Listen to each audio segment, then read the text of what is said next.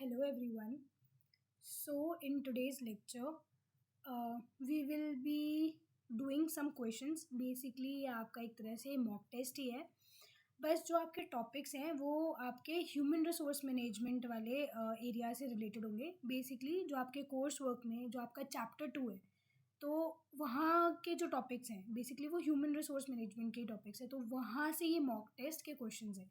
ठीक है, हम मतलब अप्रॉक्स 25 क्वेश्चंस करेंगे इस लेक्चर में. ठीक है, तो स्टार्ट करते हैं. तो आप क्या कर सकते हो कि जैसे इस को मॉक टेस्ट की तरह ही लेना. तो मैं क्वेश्चन रीड करूँगी, साथ में आपको नेक्स्ट स्लाइड में आंसर भी बताऊँगी कि क्या इसका आंसर है, नोट्स में से कहाँ से मतलब आपको ये क्वेश्चन बना है. स्क्रीनशॉट लगाया है मैंने हर एक क्वेश्चन के साथ, ताकि आपको एक रेफरेंस मिल सके कि कहाँ से मतलब क्वेश्चन फ्रेम हुआ है. ठीक है, तो आप क्या कर सकते हो कि आप ना साथ में वीडियो पॉज करके, जैसे क्वेश्चन रीड हो गया, अब आप वीडियो पॉज कर लो, पहले खुद से उसका आंसर करो. ठीक है, फिर जो मैं आंसर दूंगी या एक्सप्लेनेशन दूंगी फिर आप उसको देखना. ऐसे करते करते सभी क्वेश्चन के लिए करना और लास्ट में अपना स्कोर कैलकुलेट करना. इससे क्या हो जाएगा, आपको पता लग जाएगा कि कौन सा एरिया आपका स्ट्रॉन्ग है, कौन सा एरिया आपका वीक है और कौन सा आपको रिवाइज करना है. ठीक है, तो स्टार्ट करते हैं क्वेश्चन नंबर फर्स्ट से.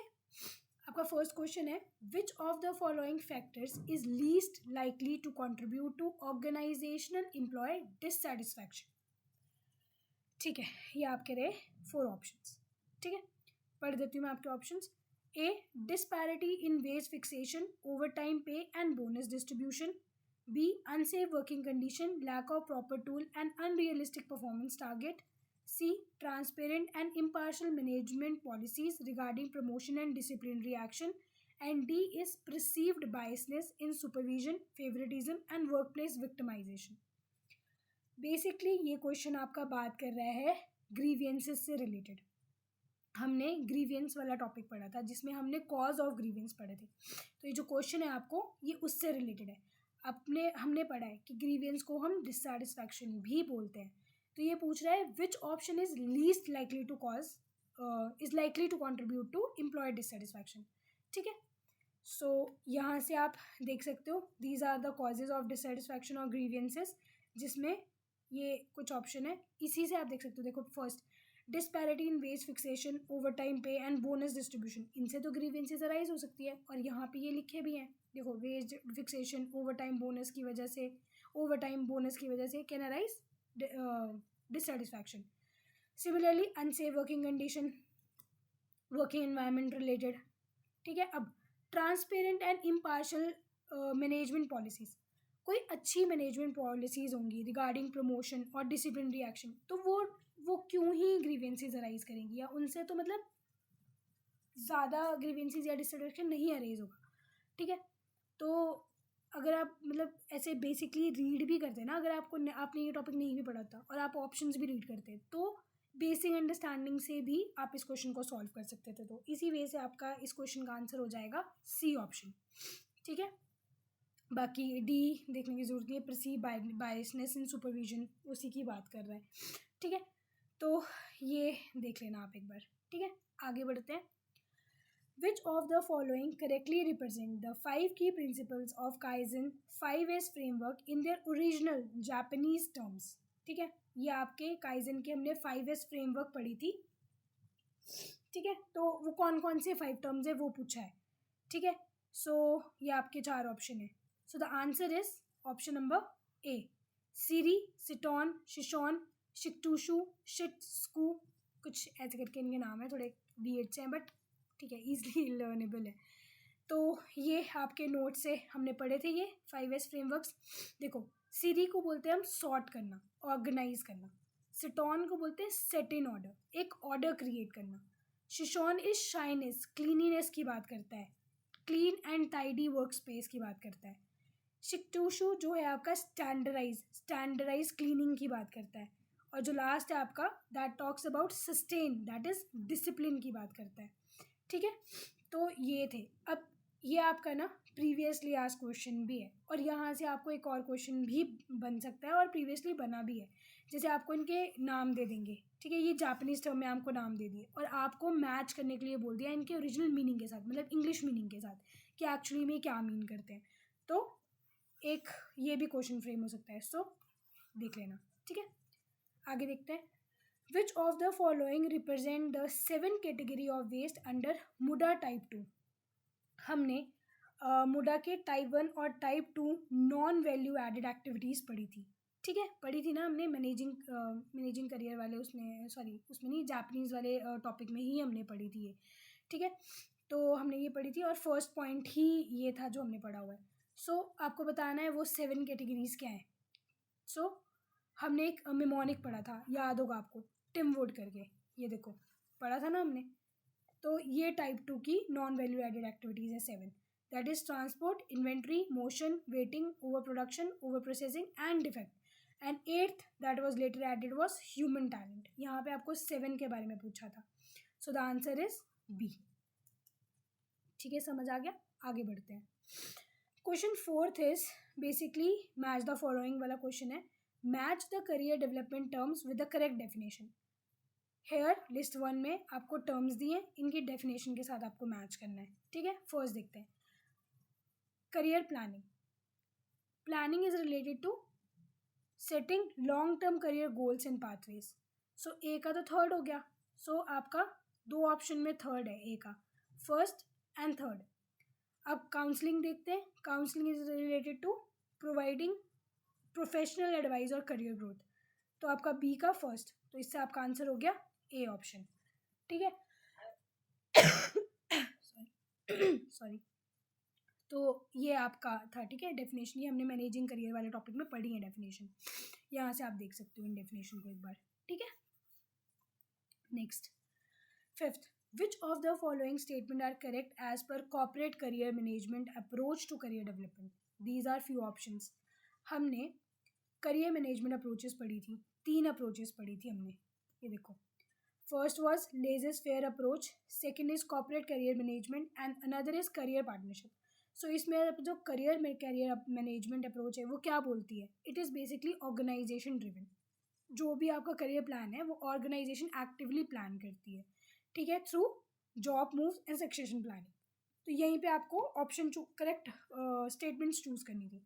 करियर डेवलपमेंट देखो, A is career development is actively planned by organisation, correct, तो ए जिसमें है वो तो करेक्ट हो गया। बी ऑप्शन और डी ऑप्शन बाकी सारे एलिमिनेट हो गए।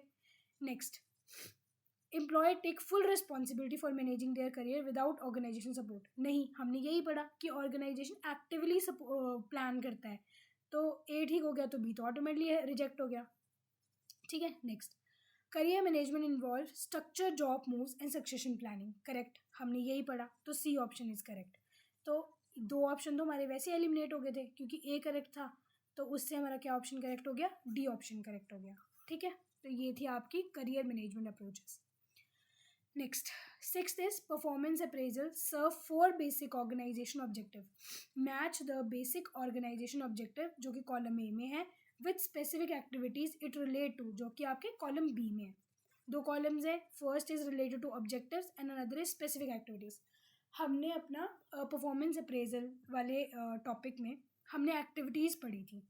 ठीक है, तो ये सॉरी ऑब्जेक्टिव्स पढ़े थे, तो ये ऑब्जेक्टिव्स हैं, ये उनके अंदर की एक्टिविटीज़ हैं, तो आपको इनको मैच करना था। फर्स्ट डेवलपमेंटल ऑब्जेक्टिव था, तो इसका क्या हो जाता है, देखो identification of individual strength and development needs पढ़ा था हमने इसमें, तो ए का फोर्थ होगा, ए का फोर्थ ए के ऑप्शन में, दैट इज़ फर्स्ट, तो इससे आपका आंसर फर्स्ट हो गया। उसी तरह से आपने बाकियों को मैच करना था।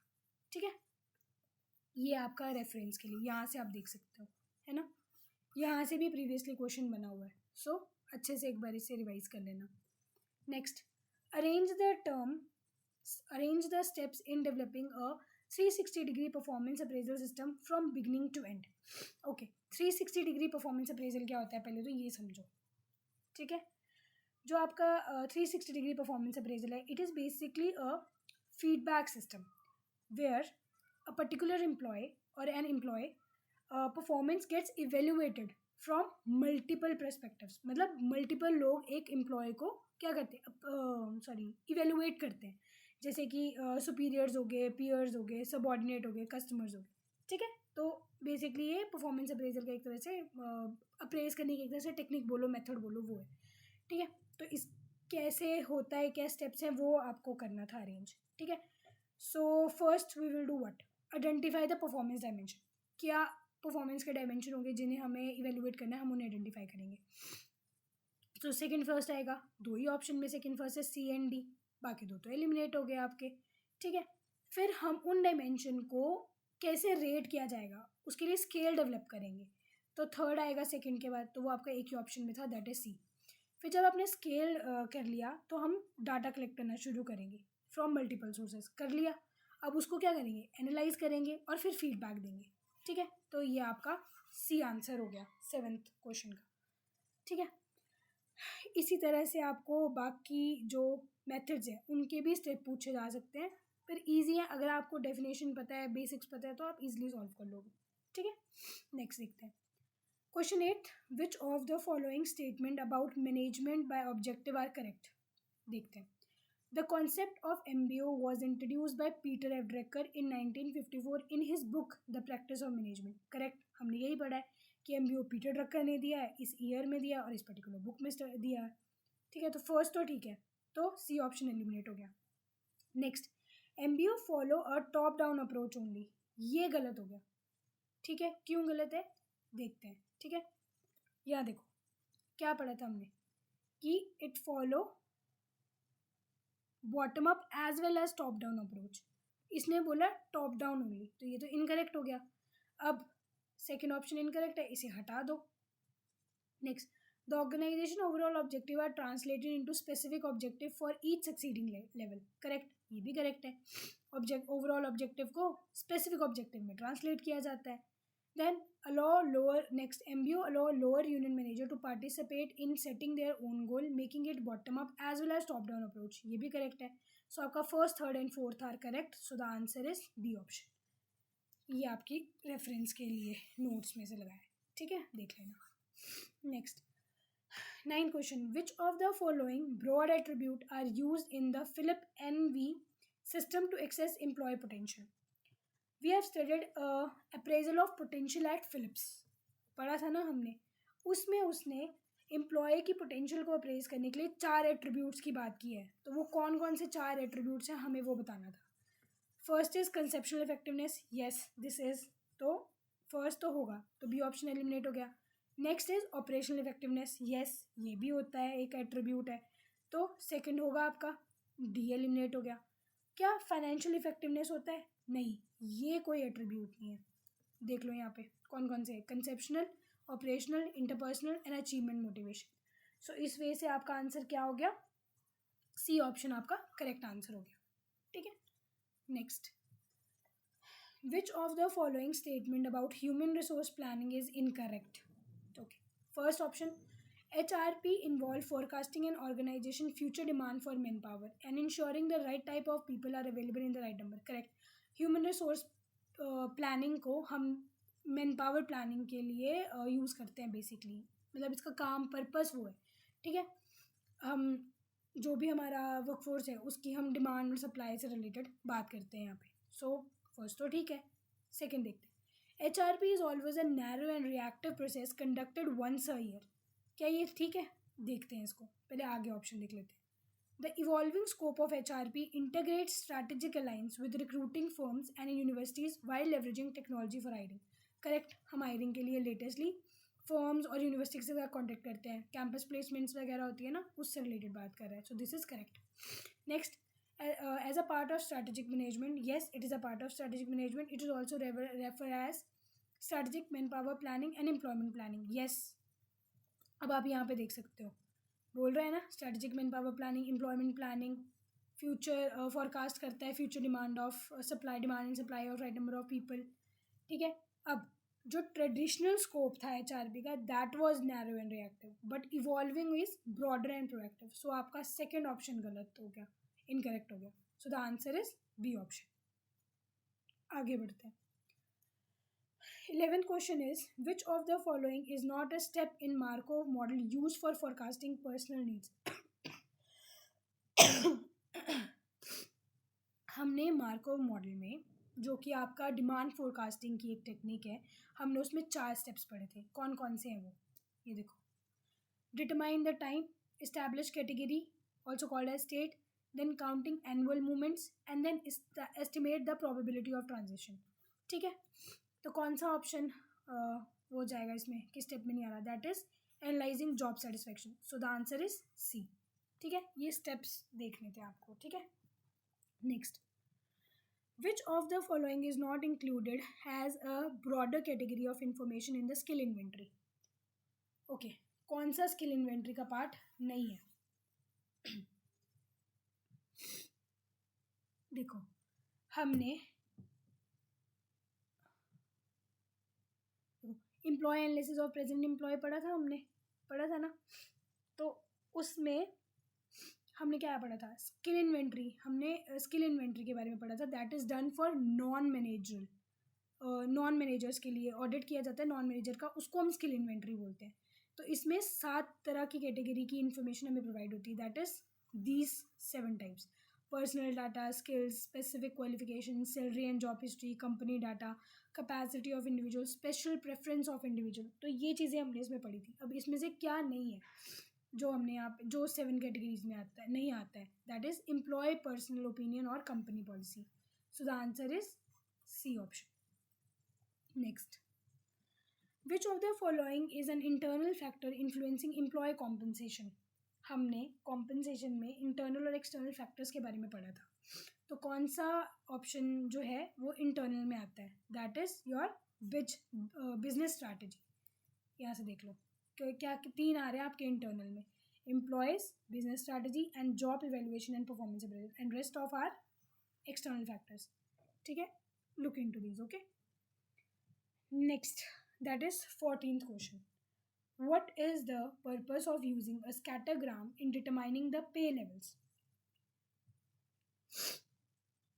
Look, प्राइसिंग जॉब में आता है आपका पे लेवल वाला ऑप्शन. ठीक है, तो in order to set a pay level, the point assigned and the survey wage rates are combined through use of graphs called as scattergram. So your answer is to match job evaluation point with market wage rates. हम आपका ये जो pricing job है कब करते हैं? Job evaluation में करते हैं. तो आपका स्कैटरग्राम क्यों यूज़ हो रहा है? To match job evaluation points. जो हम जॉब इवेल्युएशन में वर्थ एनालाइज करते हैं जॉब की, है ना, और फिर मार्केट सर्वे करके या पे सर्वे करके जो रेट करते हैं उनको कंपेयर करने के लिए, मैच करने के लिए we use scattergram. That help us determine the pay level. So the answer is B option. बाकी आप ऑप्शन एलिमिनेशन से भी इस क्वेश्चन को सॉल्व कर सकते थे. देखो, to determine tax deduction, tax की बात, मतलब पे लेवल डिसाइड करना है, टैक्स कहाँ से, है ना, मतलब इस तरह से भी थोड़ा सा ना कॉमन सेंस या बेसिक अंडरस्टैंडिंग भी आपको. तो ऑप्शन एलिमिनेशन भी एक मेथड है क्वेश्चन को सॉल्व करने को, क्योंकि एग्जैक्ट आंसर या ऑप्शन नहीं समझ आ रहा है, ये डिफिकल्ट ऑप्शन मतलब ऑप्शंस लग रहे हैं आपको, तो ऑप्शन एलिमिनेशन से भी आप सॉल्व कर सकते हो, है ना. जैसे आप ए ही है तो यहाँ पे बोला to randomly assign wages to employees. नहीं भाई, क्यों नहीं होगा? जॉब इवेल्युएशन से रिलेटेड पे लेवल जो है वो आपका पॉइंट ही जॉब इवेल्युएशन से रिलेटेड है. जहाँ ही जॉब इवेल्युएशन की बात हो रही है वहाँ पे आपका ये करेक्ट ऑप्शन हो गया. ठीक है, आगे देखते हैं. 15th. What is the primary purpose of management position description questionnaire? हमने ये क्वेश्चनियर पढ़ा था. ठीक है, इसका पर्पस क्या है? देखो, मैनेजमेंट पोजीशन डिस्क्रिप्शन क्वेश्चनियर क्या होता है ये? Firstly, it is highly structure containing 208 items relating to managerial responsibility, restrictions, demands and other miscellaneous position characteristics. One other point यहाँ पे जो इंपॉर्टेंट, सो बेसिकली इसका आंसर देख लेते हैं. इसका आंसर हो गया to assign managerial responsibilities and job characteristics. Managerial responsibility से रिलेटेड होता है. इसका पर्पस है टू एनालाइज और एक्सेस मैनेजरल रिस्पॉन्सिबिलिटीज. तो आंसर इज बी ऑप्शन. बाकी इसमें एक और इम्पॉर्टेंट क्वेश्चन जो है, जो आपका अभी रिसेंटली 2024 के एग्ज़ाम में पूछा भी गया है, आई थिंक वो आपका ना पोजीशनल क्वेश्चनियर वाला जो है, इसका जो एक और क्वेश्चनियर भी है पोजीशनल, मतलब पूरा नाम अभी मुझे याद नहीं आ रहा है, वहाँ से क्वेश्चन आया था. वहाँ पे आपको आइटम्स का नंबर पूछा हुआ था क्वेश्चन में. सो वैसे ही यहाँ से भी क्वेश्चन बन सकता है, तो ये याद रखना है. इसीलिए देखो क्यू करके इंपॉर्टेंट में मार्क किया हुआ है. ठीक है, पोजीशन एनालिसिस क्वेश्चनियर था जहाँ से पूछा था आपको. ठीक है, क्वेश्चन तो यहाँ से भी बन सकता है. तो this point is also important year. ठीक है, बाकी यहाँ से हमने देख लिया कि the purpose of this questionnaire is to access manager responsibility. ठीक है, फर्दर मूव करते हैं. Question 16 is, according to Frederick Hensberg, how did he describe job enlargement? In job design, we have studied few of the approaches of job design. And उनमें से एक जो है वो आपकी जॉब एनलार्जमेंट है, जो कि क्या बोलती है, जो बेसिकली आपकी, जैसे जॉब एनलार्जमेंट बेसिकली पता है किस चीज़ के बारे में बात करती है, कि जो आपकी करंट एक्टिविटीज़ है उनमें एडिशन हो रही है एक्टिविटीज़ की. ठीक है, इंस्टेड ऑफ लाइक पे लेवल वगैरह कुछ नहीं इंक्रीज़ हो रहा, सिर्फ आपकी रिस्पॉन्सिबिलिटीज़ इंक्रीज़ हो रही है. तो दैट इज़ जॉब एनलार्जमेंट. तो उसको हेंसबर्ग ने क्या किस चीज़ से डिनोट किया था? He said adding 0 to 0. तो आंसर आपका हो गया फर्स्ट. बाकी पूरा पढ़ते हैं ना तब भी समझ आ जाता है. देखो, means it simply increase the number of similar task without enhancing job satisfaction. He had said it adding 0 to 0. बाकी अगर ऑप्शन एलिमिनेशन से करना है और आपने ये टॉपिक अच्छे से पढ़ा है तो आपको इतना तो याद रहता कि हेंसबर्ग ने ना ऐसी स्टेटमेंट दो जगह दी थी. एक दी थी जॉब रोटेशन में जो अपने नोट्स में पढ़ी है, एक जॉब एनलार्जमेंट में. तो मल्टीप्लाइंग और सब्ट्रैक्टिंग का तो कोई पॉइंट था ही नहीं, तो ये तो वैसे आपके एलिमिनेट हो जाते हैं. अब बची सब्सटीट्यूटिंग की बात. तो substituting 0/0 is for job rotation. ठीक है, not for job enlargement. So the answer is A option. Next 17. In the factor comparison method of job evaluation which of the following statement is not correct? आपका जो factor comparison method है job evaluation का, it is analytical method, means quantitative method. इसमें क्या होता है, इसमें हम फैक्टर्स को कंपेयर करते हैं. ठीक है, अब देखते हैं क्या करेक्ट नहीं है. First, this method rank job based on multiple predetermined factors such as mental requirement, skill requirement, physical exertion, responsibility, job condition. Correct. इसमें ऑलरेडी प्री डिफाइंड 5 फैक्टर्स होते हैं जिस पे हम जॉब्स को इवेल्युएट करते हैं, तो ये ऑप्शन करेक्ट हो गया. Second, the factor use in evaluation process are assumed very significantly from different. ये इनकरेक्ट हो गया. क्यों? जो आपके 5 फैक्टर है ना, यही 5 फैक्टर हम डिफरेंट जॉब्स के लिए यूज़ करते हैं. यही सेम फैक्टर्स यूज़ होते हैं डिफरेंट डिफरेंट जॉब्स के लिए. ऐसा नहीं कि हर जॉब के लिए डिफरेंट डिफरेंट फैक्टर्स आते हैं, नहीं, यही 5 फैक्टर यूज होते हैं. So the answer is B. ठीक है, बाकी each factor is rank individually across different job before assigning total point value. Correct. D, total worth of a job is obtain by adding together all the assign point value for each factor. Is correct. So the answer is B option. Next. Next, 18th question. In which of the following method of selection candidates are asked to perform realistic task in hypothetical situation and are scored on their performance? First is management assessment method, second is realistic job review, and C is situational judgment technique. So the answer is option number A, that is management assessment method. In assessment center, देख लो क्या लिखा है. It is not a physical location. It is an approach to select manager based on measuring and evaluating their competency and cognitive abilities. Basically ये आपका of the job method है, जहाँ पे जो भी आपके एम्प्लॉयज़ हैं वो आते हैं, कुछ टास्क परफॉर्म करते हैं, बेसिकली बिजनेस गेम परफॉर्म करते हैं डिफरेंट डिफरेंट तरह की, जैसे कि आपकी रोल प्लेइंग हो गया, केस स्टडीज़ हो गया, अदर कुछ गेम बिजनेस गेम्स होगी, वो परफॉर्म करते हैं और फिर उनकी परफॉर्मेंस को इवेलुएट किया जाता है. ठीक है, बेसिकली हाइपोथेटिकल सिचुएशन में उनको परफॉर्म करना होता है. So the answer is A option. Next 19th is match करना. अगेन ट्रेनिंग डिस्क्रिप्शन दी हुई है और सेकेंड लिस्ट में ट्रेनिंग टेक्निक्स दी हैं और आपको इनको मैच करना है. हमने ट्रेनिंग एंड डेवलपमेंट में कुछ टेक्निक्स पढ़ी थी. ठीक है, और ये क्वेश्चन आपको यहीं से बना है और ये प्रीवियसली आस्क्ड क्वेश्चन भी है आपका. ठीक है, तो वैसे ही देखो, providing a common focus for discussion में आ जाएगा आपका व्हाट, मल्टीपल रोल प्लेइंग. तो ये आपका मल्टीपल रोल प्लेइंग से दो में है आपका करेक्ट. बी और सी तो एलिमिनेट हो गए. एडी. अब gaining insight into a given interaction देख लो, इट इज़ मोनोड्रामा, तो बी का थर्ड होना चाहिए. बी का थर्ड आपका एक ही में है, मतलब बी और सी तो एलिमिनेट हो गए ना. अब ए और डी ऑप्शन देखने थे, तो बी का थर्ड ए में था, तो करेक्ट आंसर इज ए. तो इसी तरह से अगर आपने ये टेक्निक्स देखी हैं अच्छे से तो ये क्वेश्चन ईजिली सॉल्व हो जाएगा. ठीक है, तो ये सभी टेक्निक्स, ये अभी एक ही स्लाइड लगाई है यहाँ पे, और भी टेक्निक्स हैं, उनको भी अच्छे से देख लेना. ठीक है, पहले भी यहाँ से क्वेश्चन पूछा हुआ है तो आने के चांसेस है क्वेश्चन. ठीक है, आगे एग्जामिनेशन में. आगे देखते हैं 20th question. Arrange the step of cross culture training in ascending order. आपको क्रॉस कल्चर ट्रेनिंग के स्टेप्स को अरेंज करना था. ठीक है, फर्स्ट आप क्या करोगे? First we will analyse employee culture and assignment. Why? पहले हम एम्प्लॉय का जो कल्चरल बैकग्राउंड है या उसका जो जॉब रोल है उसको असाइन करेंगे to check its fit for the cross culture, मतलब क्रॉस कल्चर के लिए उसको फिट देखने के लिए हम पहले तो यही एनालाइज करेंगे. सो सी आपका एक ही ऑप्शन में फर्स्ट है, दैट इज़ बी. तो आंसर इज़ बी. यहीं से सॉल्व हो गया. ठीक है, फिर आगे फिर भी देख लेते हैं. पहला तो आपका हो गया analysing employee culture and assignment. फिर उसके बाद क्या करेंगे, डिसाइड करेंगे cross culture goal. Basically objective देखेंगे ट्रेनिंग प्रोग्राम का, वो देख लिया. अब हम क्या करेंगे, डिज़ाइन करेंगे, इम्प्लीमेंट करेंगे ट्रेनिंग प्रोग्राम को, वो भी कर दिया.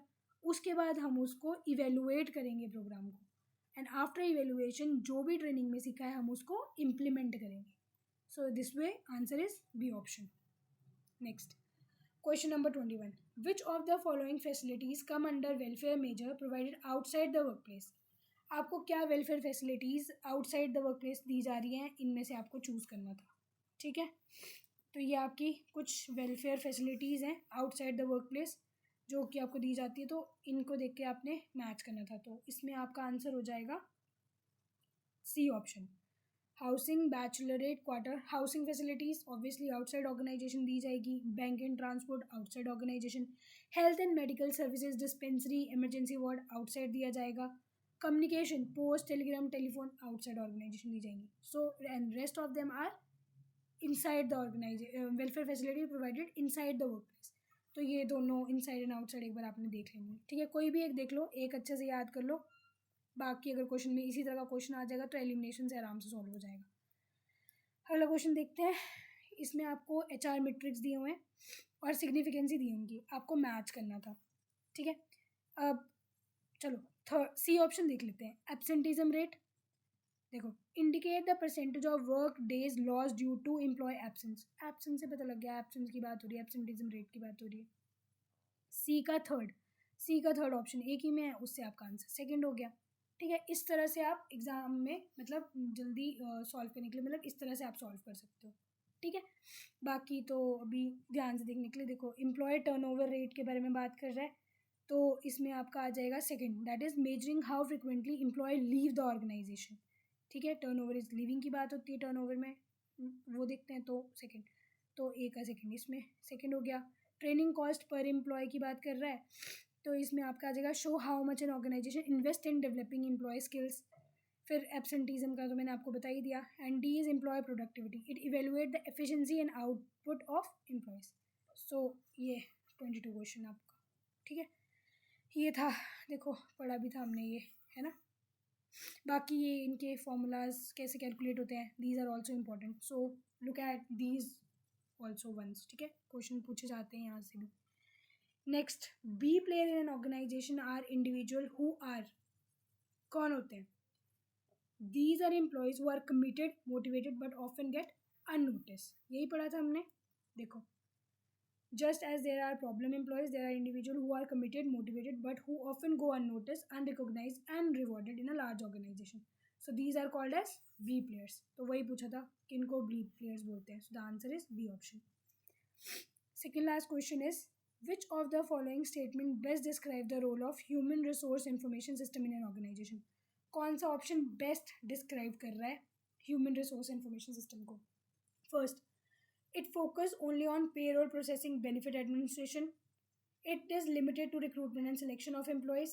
It integrates multiple HR functions such as manpower planning, means HRP, recruitment, learning and development, performance evaluation. Or it is used only for tracking job description and managing employee movement. So what is the, like, क्या correct है? The answer is C. It involves all these tasks. Not just payroll, not just recruitment selection or job description, but all of these. HRB भी, recruitment भी, selection भी, learning and development, performance evaluation, everything. और ये आप यहाँ से देख सकते हो. ठीक है, this slide is important, so look at this once. Next, last question. Which of the following statement about human resource information system is correct? Option A, it only focuses on payroll processing, does not support decision making. It eliminates geographic barrier by enabling seamless collaboration and global talent recruitment. C, it increases HR workload by requiring more HR professionals for employee management. And the last is, it does not support cloud-based HR outsourcing. So the correct answer is, it eliminates geographical barrier by seamless collaboration. and you can see this from the nature of human resource information system. What we have learned, it eliminates geographical barrier. HR outsourcing cloud based होता है यहाँ पे, ठीक है. So यहाँ से आप देख सकते थे. सो ठीक है, ये आपके कुछ क्वेश्चन थे यूनिट 2 के, मींस ह्यूमन रिसोर्स मैनेजमेंट के टॉपिक्स के. कुछ हमने मॉक टेस्ट किए थे. ये जो क्वेश्चंस थे ये आपके ओवरऑल जितने भी उसमें टॉपिक है सभी में से कुछ कुछ क्वेश्चंस बने हैं to like give you a complete overview. But इनको देख के आपको मतलब आप अपना स्कोर कैलकुलेट करना, देखना, एनालाइज करना कौन सा टॉपिक आपका वीक है, क्या टॉपिक आपने नहीं देखा है, और उन्हें फिर से लेक्चर में जाके दोबारा से एक बार लेक्चर देख के रिवाइज कर लेना. ठीक है, मिलते हैं नेक्स्ट लेक्चर में. आज के लिए इतनी. Thank you.